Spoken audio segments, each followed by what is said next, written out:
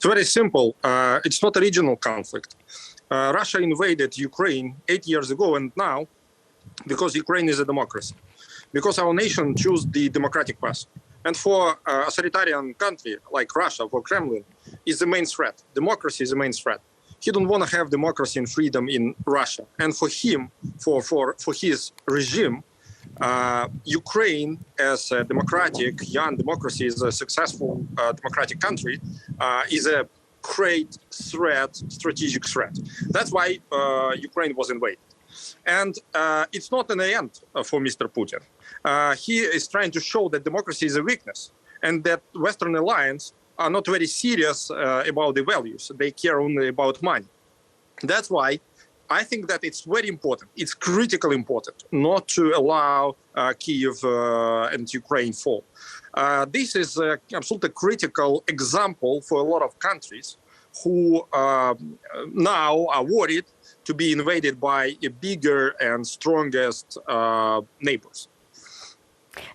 To what extent will Vladimir Putin go to achieve his goals? And do you think he could ultimately succeed? I think that Putin will succeed only if we are and the Western civilized world stop fighting. This is the only way how Putin can succeed. Because anyway, democracy will prevail. Because people in Russia, in Ukraine, in Europe, in the United States, in all over the world want to be free. And this is the main idea we support and we are trying to protect here. Now, it's very important to show the leadership from Western countries, because economic sanctions, it's not enough. This night was the most terrible night in the history of my European and free country. Putin bombed and used its missiles to bomb the capital, the peaceful, big European city, Kyiv. It was terrible. And Putin crossed the last possible red line. And I'm sure that now Western allies, Western leaders should show their serious commitment about democracy and about the world order. They should show that they're very serious when they told that you can't change the borders by violence. You cannot use military troops to change the borders in 21st century. So it's very important to provide Ukraine a military support. It's the only way to stop Mr. Putin, to show him a power.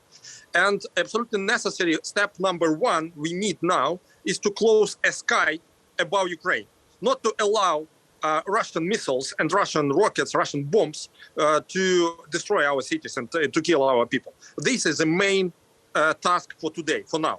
Well, NATO says it won't be sending troops on the ground in Ukraine. Which are the countries that you're getting the most support from right now? I believe that a lot of countries support Ukraine now. Canada, Europe, Poland, first of all, our Baltic countries, France, Georgia, United States. So we have a lot of friends. But it's very important to push back seriously. Economic sanctions, it's too little too late. It's too little too late. It doesn't work. It will not stop Putin. Putin recognizes only power and only direct military support to make sure that Putin can't bomb, can't destroy our cities and kill our people could be a relevant and normal answer to Putin's aggression. What are the conversations going on right now among top officials in your country? Non-conversation, just actions. We should protect our land. This is the only topic we discuss. And how is all of this affecting Ukrainians as a people? People are different. Some people are trying to make sure that their families are safe.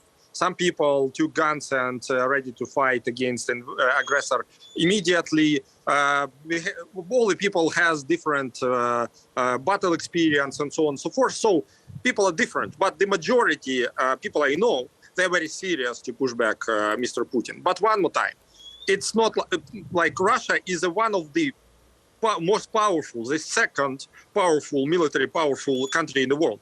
So it's impossible to stop it alone, I would say, alone. Because Western alliance is a part of this war already. Because it's not a war against Ukraine. It's not a regional conflict. it's a war for democracy. It's a war against democracy by Mr. Putin.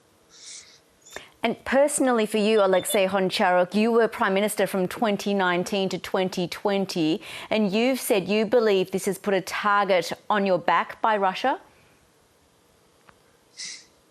I'm sure that every person in Ukraine now is a target. And I am for sure.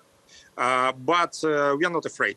We understand that we should save our lives and save our land. And we will do everything necessary to do this. And just finally, are you planning to stay in Kiev, and what are your plans for the coming days? Look, we are speaking not about days, but about hours, now in Kiev. So now I'm in Kiev, and I'm going to stay in Kiev, but we will see how the situation will develop. Former Prime Minister Oleksey Honcharuk, we really appreciate your time. Thanks so much for joining The World. Thank you very much.